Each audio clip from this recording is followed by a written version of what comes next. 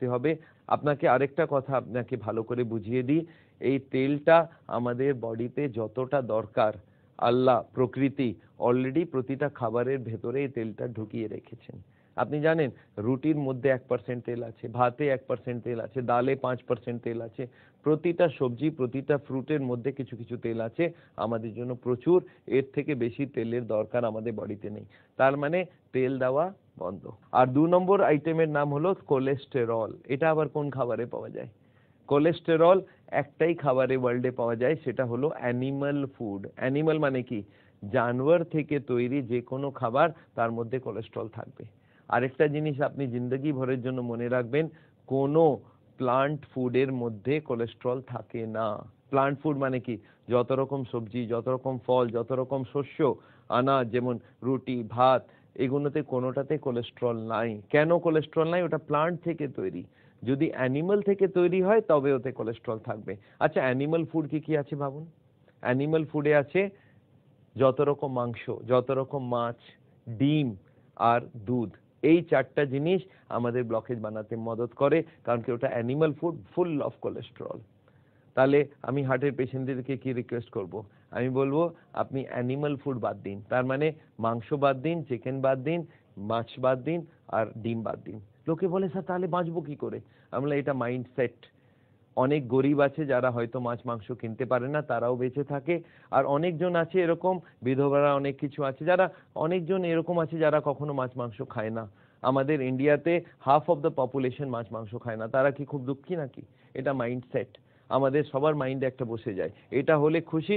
যার আলুর সবজি পছন্দ সে আলু ছাড়া দুঃখী হয়ে যাবে, যার পটলের সবজি পছন্দ সে পটল বিনা দুঃখী হয়ে যাবে।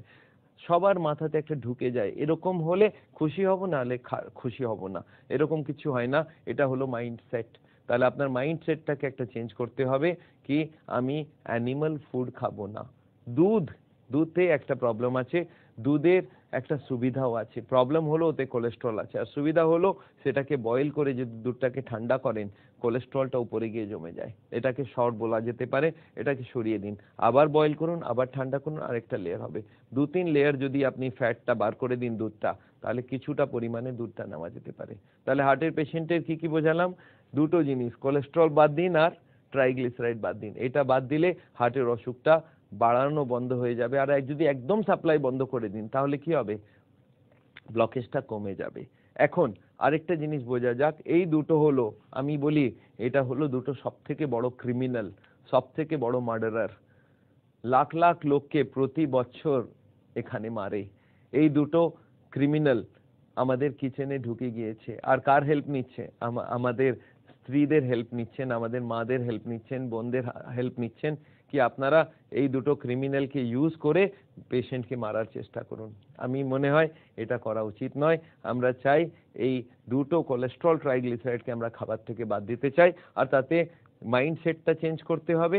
আর কোনো ফরক নেই। টেস্ট এত খাবার আমরা তৈরি করেছি বিনা তেলের, যাতে স্বাদ অনেক ভালো হয়। আমাদের ক্যাম্প হয়, কুকিং ক্লাস হয়, সেখানে আমরা শেখাই কিভাবে তেল ছাড়া খাবার তৈরি করা যেতে পারে। এখন আবার ভাবা যাক, এই দুটো লোক আছে গুন্ডা, এদের আবার টিম আছে নাকি না? হ্যাঁ, এদের একটা টিম আছে। এই টিমগুলোর নাম হলো HDL, LDL, VLDL আর একটা হলো কোলেস্ট্রল HDL রেশিও। এই 6টা আইটেমকে আমরা বলি লিপিড প্রোফাইল। এই 6টাকে বলা হয় লিপিড প্রোফাইল। দেখবেন ডাক্তাররা লিখে দেন লিপিড প্রোফাইল করিয়ে আনবে। তার মানে কি? এই রক্তর ভেতরে কোন গুন্ডা কতটা আছে সেটা জানা উচিত। আপনাকে একটা কথা বলে দিই, কোলেস্ট্রলটা আমাদের রক্তের ভেতরে 130 থেকে 180 পর্যন্ত থাকা উচিত। আর আমি কি চাইবো হার্টের পেশেন্ট থেকে? আমি চাইবো সে 129 এনে রাখুক। আর ট্রাইগ্লিসারাইডটা আমাদের রক্তের ভেতরে 100 থেকে 160 থাকার কথা। আমি কি চাইবো? আমি চাইবো 99 এনে রাখুন। যদি এই দুটো আপনি আনতে পারেন তাহলে হার্টের অসুখ হওয়ার চান্স খুব কম, হার্ট অ্যাটাক হওয়ার কোনো চান্স থাকবে না। এই দুটো খুব ভালোভাবে মনে রাখবেন, কোলেস্ট্রল 130 থেকে কম আর ট্রাইগ্লিসারাইড 100 থেকে কম। এই দুটো আনবার জন্য বিনা তেলের রান্না খেতে হবে। আর তার সঙ্গে কোলেস্ট্রলের জন্য যত রকম অ্যানিমাল ফুড বাদ দিতে হবে, প্লান্ট ফুড থেকে বাঁচতে হবে, তাহলে আমাদের কাজ হয়ে যাবে। এর সঙ্গে আরো একটা জিনিস মনে রাখতে হবে, একটা গুড কোলেস্ট্রল আছে এর মধ্যে। গুড কোলেস্ট্রল হলো এইচডিএল কোলেস্ট্রল। এটা বাজারে পাওয়া যায় না। এটা আবার কোলেস্ট্রলকে মদত না করে কোলেস্ট্রলকে কম করার চেষ্টা করে। এই এইচডিএলটাকে আপনি বাড়াতে চাইলে আপনাকে হাঁটতে হবে, প্রতিদিন হাঁটবেন তাহলে এইচডিএল বাড়বে। আর যদি আপনি খাবারে গ্রিন ভেজিটেবল খাবেন, টেনশনটা কম করবেন, তাহলে এইচডিএল বাড়বে। তাহলে এইচডিএল কে বাড়াতে হবে, বাকিগুলোকে কম করতে হবে। আর এই এলডিএলটাকে ব্যাড কোলেস্ট্রল বলা হয়। এটা 70-এর উপরে থাকা খুবই ডেঞ্জারাস। 70 থেকে কম রাখবেন, তাহলে হার্টের অসুখ হবে না। এনিওয়ে, এই যে ব্লকেজের কারণগুলো আপনাকে বোঝালাম, এই 6টা লিপিড প্রোফাইল যেগুলোকে বলা হয়, এদেরকে হেল্প করার জন্য আরো 6 জন আছে যারা বলে আপনারা ব্লকেজ বাড়ান, আমরা সঙ্গ দেব। আর এরকম 6 জনের নাম আপনাকে বোঝাতে চাই। এরা ব্লকেজ বানাতে প্রচুর মদত করে। আর তাদের নাম হলো হাই ব্লাড প্রেশার, তাদের নাম হলো high blood pressure, high sugar, এটাকে ডায়াবেটিস বলে, এটাকে বলে ডায়াবেটিস। এই ডায়াবেটিস আর হার্টের ব্লাড প্রেশার, এই দুটো আমাদের ব্লকেজ বানাতে প্রচুর পরিমাণে হেল্প করে। আর তার সঙ্গে হলো স্মোকিং বা টোব্যাকো। টোব্যাকো মানে হলো তামাক। টোব্যাকো এইটাও ব্লকেজ বানাতে খুব মদত করে। আর তার সঙ্গে হলো অ্যালকোহল, মদ। আর একটা হলো ওভারওয়েট। যদি লোকে ওভারওয়েট থাকে তাহলে ওর ব্লকেজ বানাবার খুব বেশি চান্স থাকে। আর একটা লাস্ট হলো স্ট্রেস, যেটাকে বলা হয় মানসিক চাপ। এই 6টা কারণে আমাদের ব্লকেজ আবার বাড়ে। যদি হাই ব্লাড প্রেশার থাকে তাহলে ব্লকেজটাকে বাড়াবার চেষ্টা করবে, যদি হাই সুগার থাকে তাহলে ব্লকেজ বাড়াবার চেষ্টা করবে। আর এই দুটোকে কন্ট্রোল করা খুবই দরকার। তাহলে আমি চাই হার্টের পেশেন্টের জানা উচিত ওর ব্লাড প্রেশার কখনো 120-র উপরে যাবে না, আর তার যে নিচের প্রেশারটা 80-র উপরে যাতে না যায়। আর এর জন্য কি করতে হবে?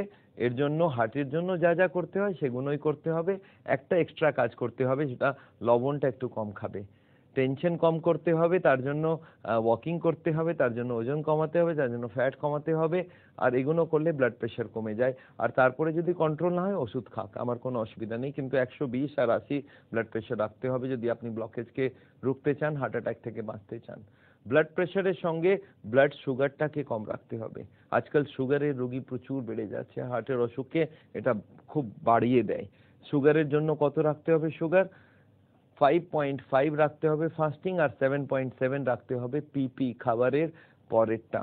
এই দুটো যদি আপনি রাখেন তাহলে হার্টের অসুখটাকে রোকা যেতে পারে। কিন্তু যদি সুগার আপনার কন্ট্রোল না থাকে তাহলে ভেবে নিন আপনি ফাঁসতে যাচ্ছেন, ব্লকেজ বাড়বে, একদিন হার্ট অ্যাটাক হবে। তার সঙ্গে স্মোকিং বা জর্দা বা গুটকা, এই যত রকম দোক্তা আর এই যত রকম তামাক, সেগুলো বন্ধ করতে হবে।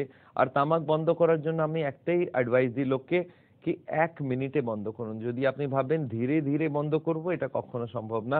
একসঙ্গে বন্ধ করতে হবে। একই দিনে ভাববেন হ্যাঁ আজ থেকে ছেড়ে দিলাম, ছেড়ে দিলেন, এইটাই হলো বেস্ট ওয়ে। আর তার সঙ্গে অ্যালকোহল বন্ধ করুন। আর যদি ওভারওয়েট আছে সেই ওজনটাকে কম করাতে হবে। যারা বেশি ভাত বা রুটি খায় তাদের ওজন বেশি বেড়ে যায়, আর এগুলো বন্ধ করতে হবে। যতটা কম করবেন তত ওজনটা কম হতে থাকবে। আর তার সঙ্গে যেটা দরকার হলো টেনশন মানে মানসিক চাপটাকে কন্ট্রোল করতে হবে। মানসিক চাপ আজকাল খুব ইম্পর্টেন্ট হয়ে গিয়েছে, সেই মানসিক চাপটাকে কম করতে হবে। আপনি মনে রাখবেন মানসিক চাপ আজকাল হার্টের অসুখের সব থেকে বড় কারণ হয়ে গিয়েছে। কারণ কি, মানসিক চাপ থাকলে ব্লাড প্রেশার বেড়ে যাবে, মানসিক চাপ থাকলে ডায়াবেটিস বাড়বে, মানসিক চাপে স্মোকিং বাড়বে, মানসিক চাপে অ্যালকোহল বাড়বে, খাবারের কন্ট্রোল থাকবে না, ওজন বাড়বে। আর মানসিক চাপ থেকে কোলেস্ট্রল, ট্রাইগ্লিসারাইডও কন্ট্রোল হয়, এইচডিএল কমে যায়। তাহলে আজকের দিনে দেখা যাচ্ছে মানসিক চাপটা হার্টের অসুখের খুব বেশি কারণ, বড় কারণ হয়ে যাচ্ছে। আর এই মানসিক চাপটাকে কম করা খুবই দরকার। যদি মানসিক চাপ করার জন্য আমরা শেখাই যোগা, তার সঙ্গে আমরা শেখাই মেডিটেশন, আর মানসিক চাপটাকে বোঝাতে হবে, তার জন্য আমরা মানসিক চাপের উপরে বই লিখেছি, আমরা তার জন্য ক্লাস করি। মানসিক চাপটা পুরোভাবে কন্ট্রোল করা যায় না, কিন্তু 50% যদি এনে দিন তাহলে আমাদের অনেক ফায়দা হয়ে যাবে। তাহলে মানসিক চাপটাকে কম করতে হবে। এই 12টা কারণ আমাদের এখন হার্টের অসুখের।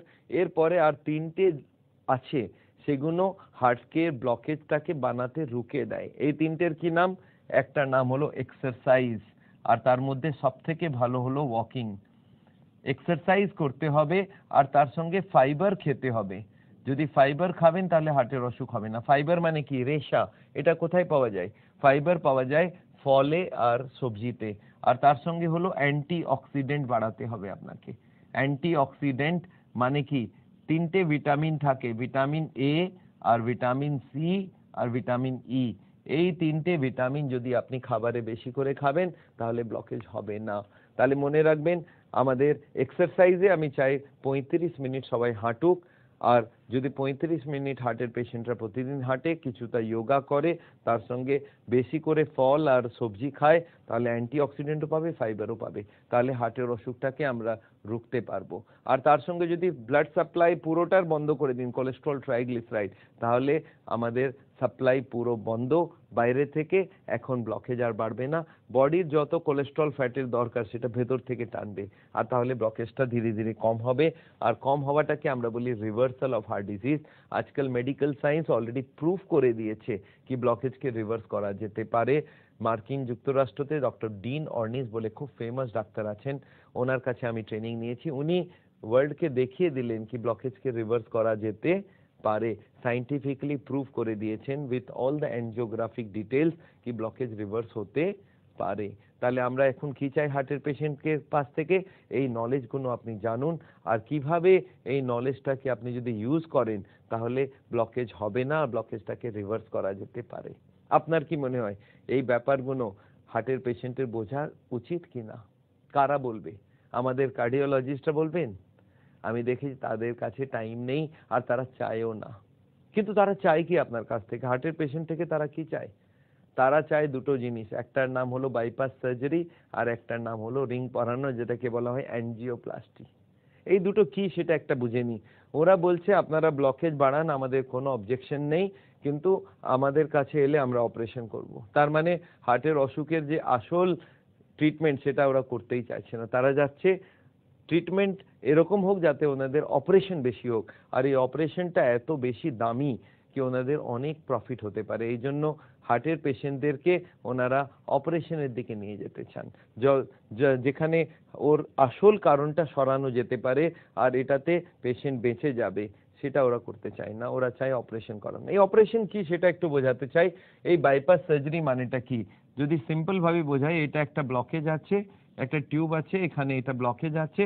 বাইপাস সার্জন কাছে যদি চলে যান, ওরা বলে না আপনার এই বাইপাস সার্জারি করতে হবে, একটা পা থেকে বা হাত থেকে টিউব কাটবো আর ওই টিউবটাকে এখানে আমি বসিয়ে দেব অপারেশন করে। এটা হলো বাইপাস সার্জারি। তার মানে এটা কি হলো?